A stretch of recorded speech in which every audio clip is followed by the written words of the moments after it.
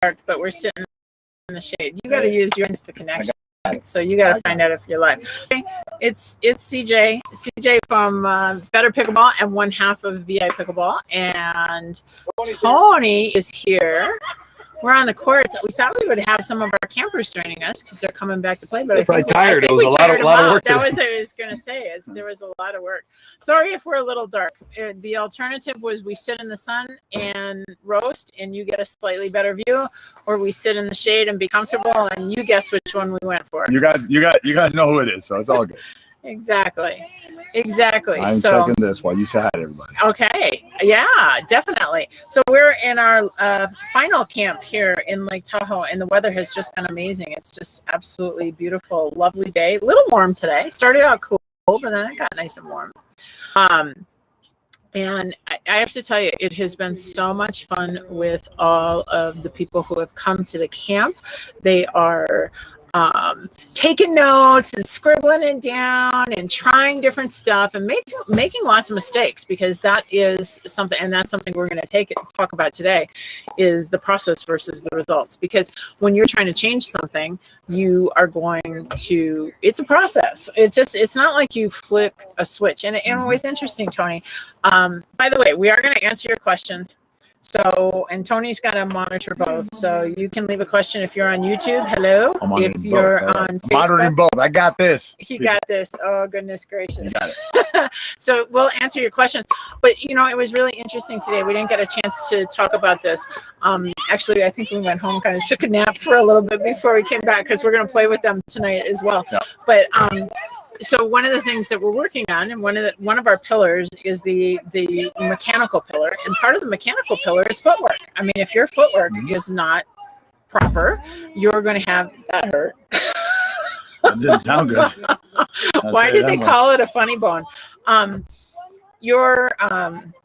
If your footwork isn't good, you're going to struggle a bit. And so it was really interesting. The way that we do things is we like to break it down to the lowest common denominator, show people what they need to do, and then build it back up. And so when we're talking about the footwork, which was really super interesting, I think everybody looks at footwork and goes, that's easy. I should be able to do that.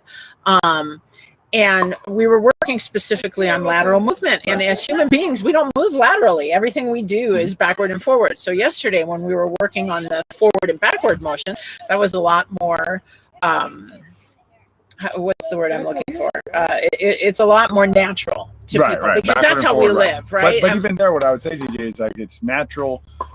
We know how to get from here to over there in front of us, but maybe not optimal movement, right? So maybe we're losing a step because we're not doing optimally, right? Which is the feedback we're getting from the campers, is that they were like, I've been playing pickleball for 3 or 4 years, but I didn't know that's how you move, that's how you move optimally forward through a pickleball court. That's how you, stay light on your heels, work with the balls of your feet, things like that.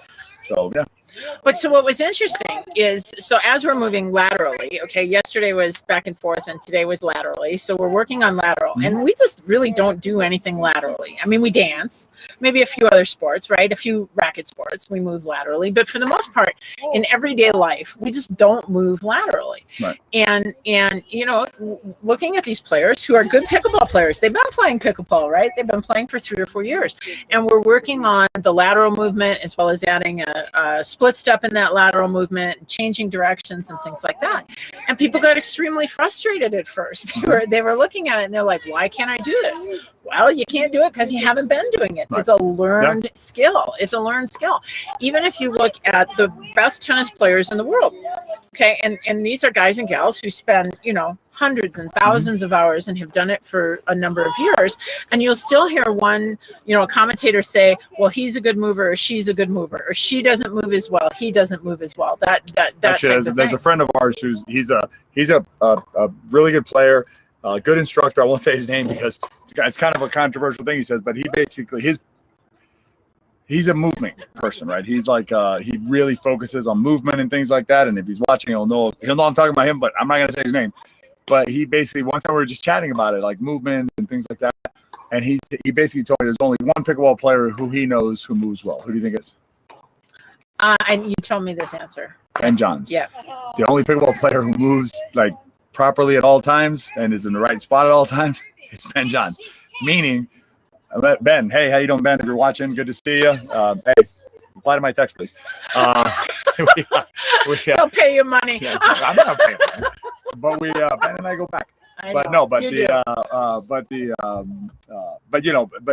But unless your name is Ben, right? You got to work with your footwork. And it's one of the things, we were talking about that. This is one of the things that we do a lot is we spend time mm-hmm. on our footwork and specifically how we move in pickleball and what the optimal movements are. But that kind of takes us a little bit into, you want to check and see if we got any questions first? Checking. I'm always checking. He's always checking. So if you do have a question, go ahead and put it in the chat in either YouTube or in Facebook. We're sorry we're so dark, but if you missed it, we opted to sit in the shade versus sit in the nice, beautiful sunshine. It's nice, beautiful, except when you've been in it all day, and it's still biting. It's 4 o'clock our time here, and still biting. We're at 6,200 feet, so it's still. Yeah, I'm still feeling it. So. It's still here. But so, put your questions down. In the meantime, you see any questions? Otherwise, we're gonna. Look, Barry, rephrase the question. Hello, Barry. Hello, Shay. Hello, John. Is that our Barry? Hello, Loy. Barry? Of course, it's our Hi, Barry. guys. Barry. Hello, everyone. How is everyone? Looking back at your partner, yes or no? Not sure exactly what you're asking, Barry. Just reframe it. Let me know what is it a serve question, return question, and in what stage of the game. So normally, I don't want you looking at the ball. So. I was going to say it depends on how cute they are, but there you go. That's a good answer. But normally we want it this way towards the ball, right, and not that way towards whatever's happening behind you. But there may be an exception. So if you can reframe the question, Barry, I will certainly get to it. So cool. You want to put on process and results? We do. So I've been talking. So as you can tell, we've both been talking because our voice is just slightly lower than it normally is. But go ahead. Let's talk because we're talking about the footwork right. and a lot of. At first, a lot of results, right? I can't do this. I can't do this. And in order to be able to do that, you have to get into the process and then how we measure success in the process. Right. So is that did I throw that up in the air well enough that you're just going to absolutely not really because I'm gonna sidestep you're going to take it. I'm going to reframe direction. It. Yeah. So he's going to reroute this. Because you better hit it in. But I'm going to tell you why. Because I think like identifying the results of good footwork is still kind of ephemeral. You have them, right? And they're there. You're going to be faster, but it's not like something that it's easy to figure out. An easy result is right. You can't see it, I don't think. Maybe we'll pan over to it in a minute, but they're playing behind us there, right? And I don't know those players. I'm sure they're very nice people, but I'm confident that the players on that court, at least some of them are, what their concern is did I win this particular game I'm playing right now or not?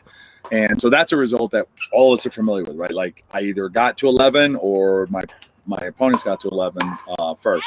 And so the problem with that, or the limitation, I should say, of that type of thinking is, first of all, from a mental standpoint, I think it's really draining. If you're playing pickleball at your level, right, competitive pickleball, then you're playing against players who should be able to beat you, just like you should be able to beat them, right, if you're playing competitively. So what that means is, if everything's equal, you're going to win one and lose one, right? 50% of the time you win, 50% of the time you lose. Again, in sort of an equal environment. So, if you're living in a world where, the only thing that matters is I won the game or I lost the game, you're going to be upset 50% of the time, right? Thereabouts. Yep. That's just not a good thing for your mind. But looking at it more from an improvement standpoint, if you're focused on results, my question to you is, what are you going to do about it, right? So I'm focused on results. Okay, what's your game plan to get better results? I don't know how to fix that. I don't know how to fix results, right? And the other thing about results is I can't necessarily control all the results, right? I can play the best game that I can play. I mean, I can play out of my mind. I mean, just the proudest day of my life playing pickleball. But if my opponent is Ben Johns, I'm losing 11-1. Or maybe 11-0 in singles. No, in singles, I'm maybe 11-0, 11-1. Yeah, I mean, if I get 1 point up Ben Johns, I'm going to be pretty happy. Maybe I can miss a return or serve or something, maybe. You know what I mean? That's what I'm saying. So, so what am I going to be upset because of the results? I can't control the results, right? The results are a variety of factors.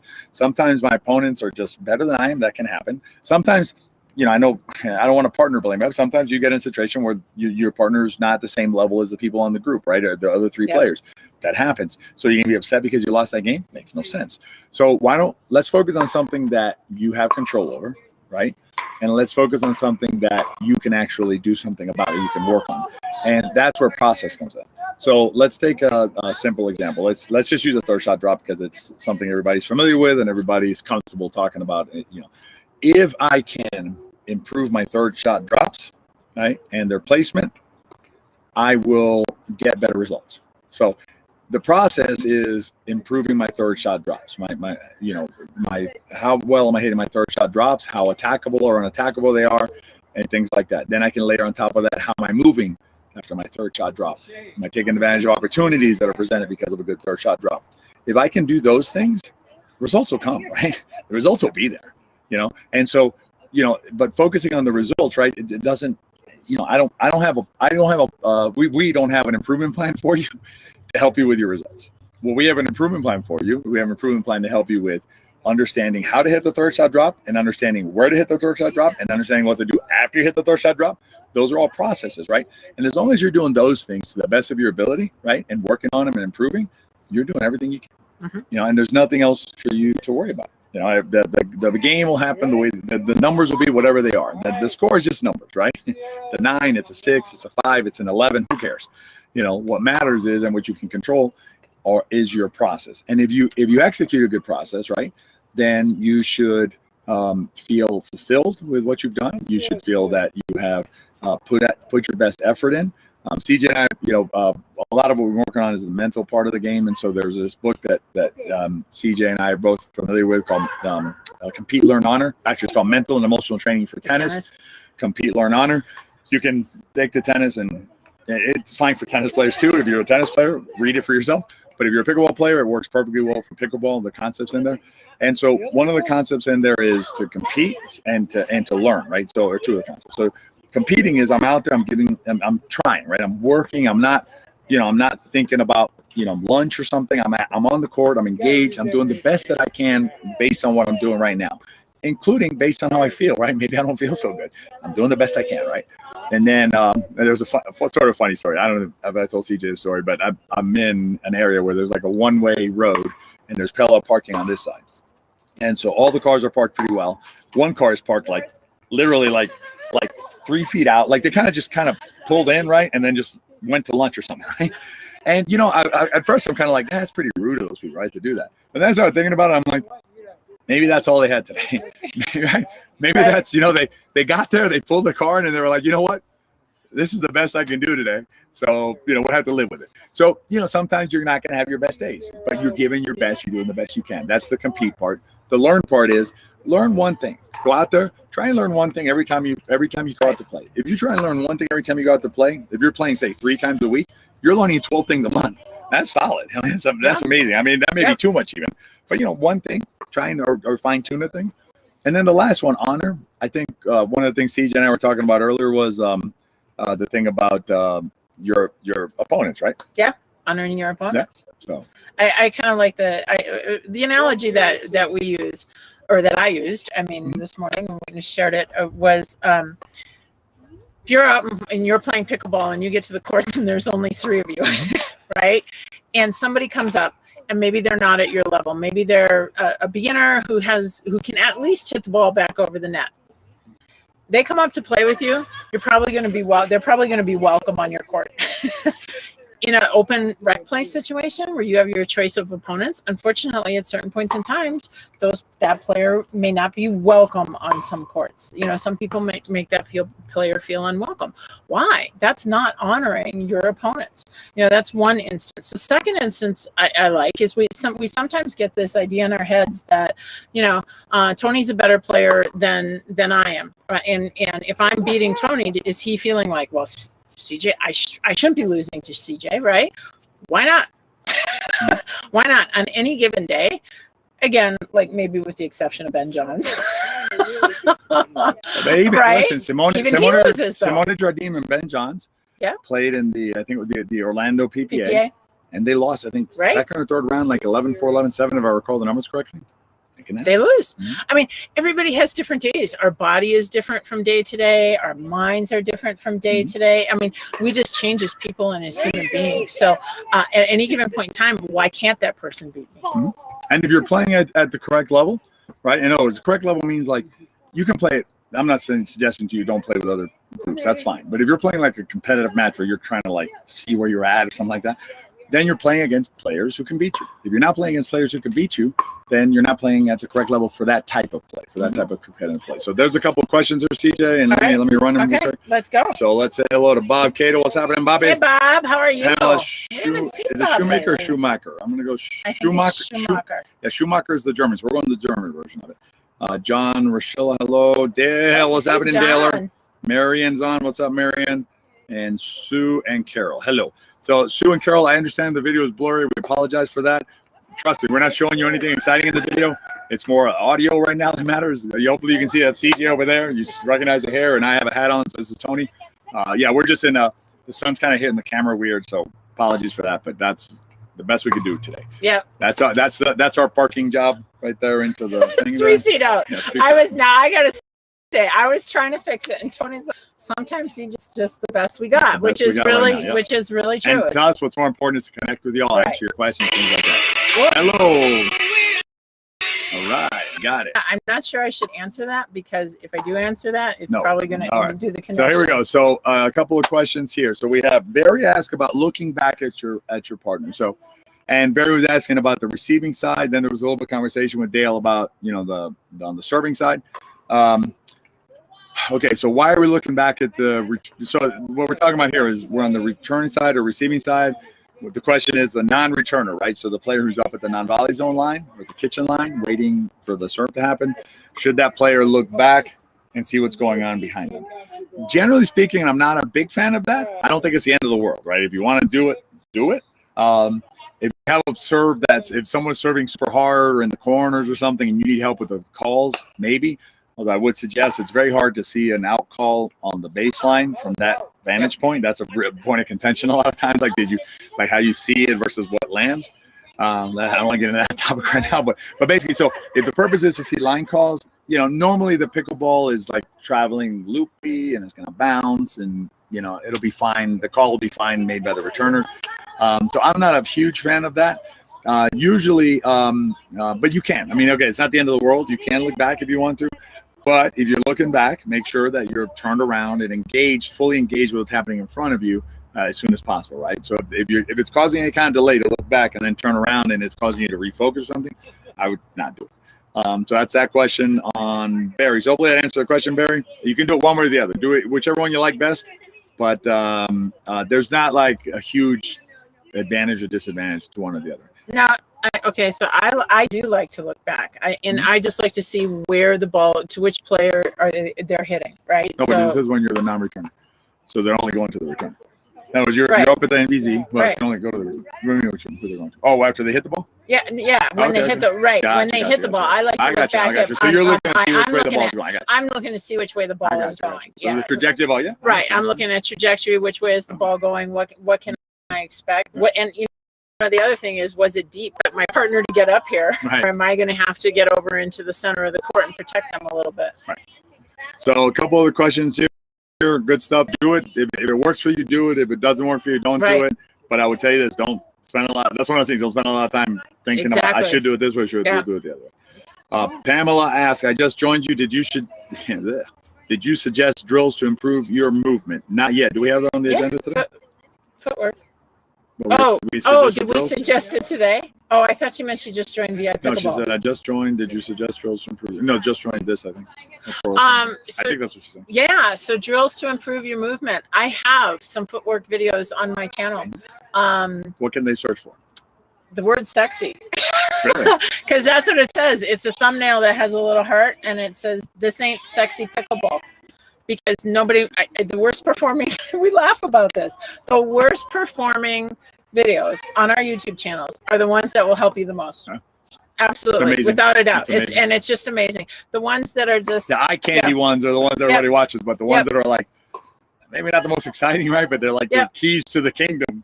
That's life, right? That's it. If you want to watch a video that'll change your game, watch either a Better Pickleball and Pickleball video that has like 3,000 views. Click on that one, watch that one, and you're gonna be like, what? And you're gonna know something nobody else knows because nobody has seen it. Nobody's watched it. Exactly. But the footwork one is, I think it's called This Ain't Sexy Pickleball. I thought, check that out. I would say maybe the title would work, right? Type in Better Pickleball Movement, Better Pickleball, This Ain't Sexy, something like that, and you'll find it in Better Pickleball. There's some really good stuff on there for movement drills. Let's see here. Then I have Marion. Where can I find possible rule changes for 2022? Marion, quick question. Why are we worried about 2022? I'm just kidding. I know we want to know what's coming up in the future and things like that. I think it's too early.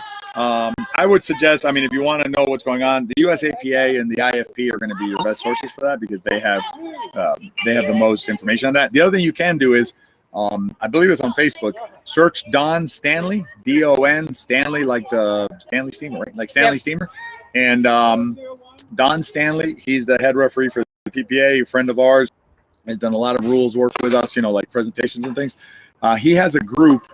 I'm pretty sure it's on Facebook again. It is. Where you can join his group, and then I think it's once a week. They have the weekly like rules conversation. So if you really like rules and want to stay on top of it, Don Stanley is your source. And I'm guessing based on the timing from last year that they didn't qualify those until it was December when they were published. Yeah. So I'm going to say they're still working on them. I know there's some rumors because somebody emailed me about this. There's some rumors like the drop serve is illegal now. Okay, so that's what's going around. No, I mean the rules are in place still right now. I mean, they might change things, but traditionally what they've done is they've introduced the rules, and then the rules have changed in January, I believe, right? Yeah, again, if you want to stay on top of like minute to minute, I would check with Don. The two things I've heard is the drop serve and rally scoring. I would highly doubt that rally scoring is coming in like now. I doubt it. I mean, I'm not. It could, but I'd be surprised, right, if they just went cold turkey rally scoring. They might introduce it like for televised pro games or something like that, kind of get people used to it, and then transition kind of like with the drop serve, maybe. But Don Stanley's your best. If you want to come over. What's happening? Hello. Hello. We're still live. We'll just say hi. Say hello. You can lean in. Hi. We're kind of dark because we decided to sit in the shade. It's Dave and Diane. And we're going to be doing some playing. Diane's going to be taking some photos of us. Yeah, photos and the whole bit. All right, let's see here. Frank, why do people say my USAPA approved ball is a practice ball? Frank, I don't know which ball you're referring to. If you can tell me what ball you're referring to, I'll try and answer it. I don't know what a practice ball is. Never heard of that before. And as far as I know, there is no such thing as a practice ball. In that sense, right? I mean, there are balls that are USAPA approved for tournament play, but you can use any ball you want. You can play with a foam ball if your group agrees. So there's no out of tournaments you can play with anything you want to play with.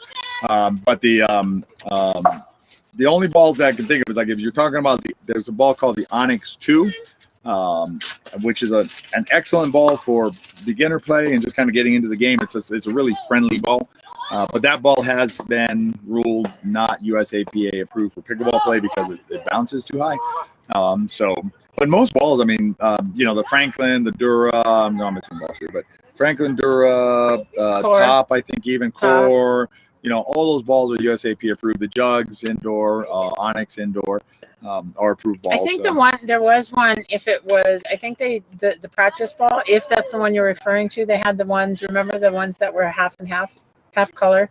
They were one color on one side and one color on the other. I don't know how to call it a practice ball because it's just like you can play with it. I wouldn't either. It may not be USAPA approved. The company called it a practice ball after a while. It came out as a regular ball, and then they called it a practice ball because actually I tried to get some because I think it's a great way to show spin. Right, it's a great way to show spin, and frankly, I just didn't want to go through the hassle of painting a ball. Right, I was talking to our friend Barrett over at Pickleball Kitchen. He'd gone through the hassle of painting it, and it was like it was nasty. I'm like, the hell with this. I'm going to spend some money and order the balls, and I don't think they're making them anymore. I couldn't get through on the website. So Frank followed up. This is an Onyx ball, not the Onyx 2, and has the approved stamp on it. Frank, if it's got the stamp on it, if your friend says, I would just go, look, there's a stamp. I don't know what to tell you. Let me know when you get. I would tell your friends, let me know when you get a letter from the USAPA saying it's not approved. I don't know what to tell you. If it has a stamp on it, it's USAPA approved. So let's see. I hope that helps, Frank. Carol asks, what do you think about the let serve rule, think it would be kept or go away. So the let serve rule is the one that now, before we would replay lets, now we don't replay lets anymore. I think that's one of those rules that I don't believe it really changes the game too much. In college tennis, they've been playing lets for a while now. And I think, I know the pros don't use it. So when I played senior pro events in our bracket, we don't, the let serve is still replayed. We don't play the let serve. The rest of the tournament plays the let serve, but we don't. And that's, I think, some of the pros with, not myself, but some of the pros with, with the weight in the game, Ben or someone, I don't know who, but folks like that basically said they didn't want to play let serve. So that one we don't use. I don't know the answer to that question, Carol, exactly.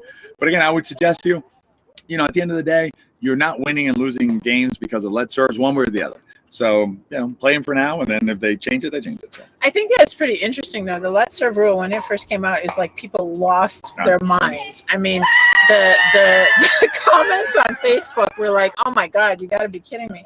And really, out on the courts, as far as changing the game, like Tony said, I don't think it changes the game at all. I mean, it doesn't change the end result. It'll change a rally here or a situation there.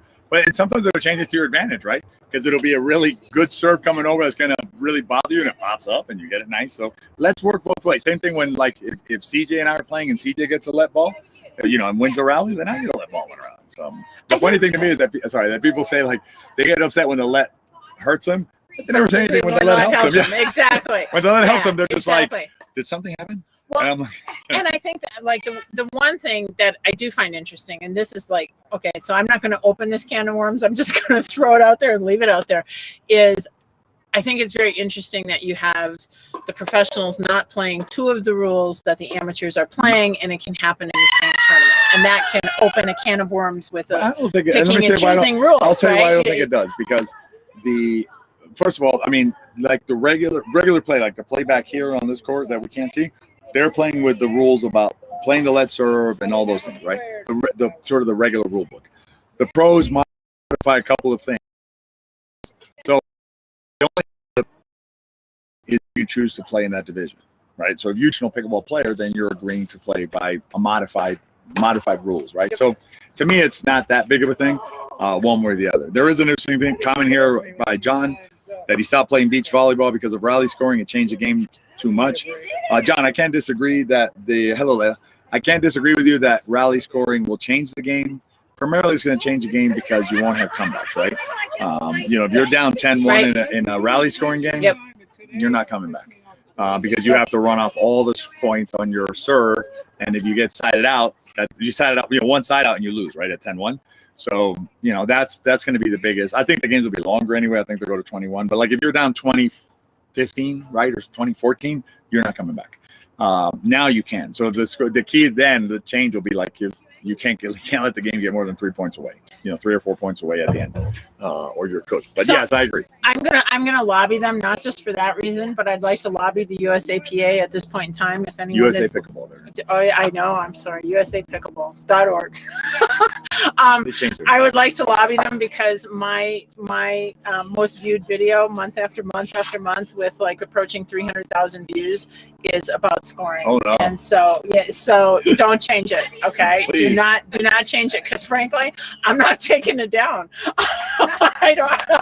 We're gonna leave it up there. So, we're gonna leave it up, so it doesn't have to deal with the comments that people say. We'll just confuse everybody. Correct, so not a big deal. I'm leaving it up. See, you're not gonna believe this. It's 4:30. All right, so it's time. It's time. It's time.